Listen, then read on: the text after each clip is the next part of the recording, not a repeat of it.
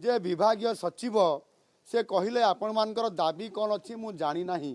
मु नुआ आसी मु जानी नाही 3 वर्ष हलानी सचिव महाशय से जानबेनी केमिति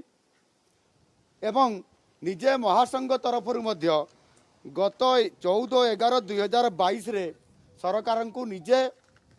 मिलित प्राथमिक ये जो महासंघ तरफ शिक्षक महासंघ तरफ से अवगत करते सरकार को मुख्य शासन सचिव को देते विभागीय सचिव को देते जी कि मुझे जानी नहीं बोली कहते 5टी सचिव को से देते अवगत कराइला पुनर्बार आउतरे 19/11 अर्थात 19 नवेम्बर रे आउतरे प्रति ब्लॉक रु जो माने बीओ अच्छा ब्लॉक एजुकेशन ऑफिसर तांकरी माध्यम जो 314 ब्लॉक अच्छी तांकरी माध्यम 314 फर्द सरकार पाखक आसी विभाग को ए कथा से अवगत करते एतिर सचिव मु जानी नहीं कहवा एवं ए बाबद संपूर्ण भाव में जो 3टी दाबी अच्छी से 3टी दाबी प्रति जेभली भाव में उदासीन रोचंती एवं कहीं ना कहीं कौटी ना कौटी राज्य सरकार जो गर्व अहंकार अच्छी जे आर्थिक सचलता जितेबाला 2000 मसीह नाला बोली माननीय मुख्यमंत्री कहते जन्मदिन रे एवं परवर्ती पर्याय रे आमर आर्थिक स्थिति वर्तमान सुधारी एवं आमे वर्तमान कॉन्ट्रैक्चुअल जो आमर शिक्षक नियुक्ति व्यवस्था एवं सरकारी विभिन्न विभाग ठिका व्यवस्था को उच्छेद करुचु आमर एवं आर्थिक स्थिति उन्नति होइछि बोली कहीं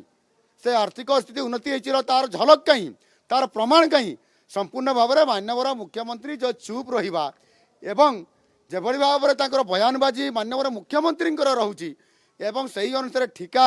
शिक्षक मानकर नियुक्ति रे एवं एबे जो मिलित शिक्षक महासंघ तरफ जो दाबी करिसंती 6 वर्ष तांकर जो कॉन्ट्रैक्चुअल रे जाउची ताकू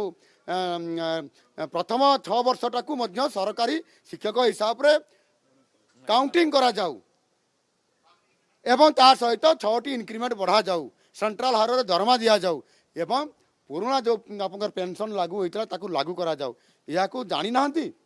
संपूर्ण भाव जानिला परे मध्य सरकार उदासीन रोचंती अर्थात 1.5 लाख शिक्षकंकर जो ये हूँ मौलिक समस्या यहाँ पूरण होगा दरकार आज शिक्षक राजरास्तार अच्छा एवं स्कूल आज पूरा संपूर्ण आज बंद हो जाइए पाठपढ़ा बंद हो जाइए आज पिला भविष्य अंधकार आड़ को गति कलानी एवं यही समय मान्यवर मंत्री जी कि आपंकर स्कूल एवं गणशिक्षा विभाग सी निजे एटी उपस्थित न रहिबा ए समस्या को अवगत न होबा एवं पद्मपुर उपनिर्वाचन रे सेठी जाइकरी विजु जनता दल प्रचार करवा ये बड़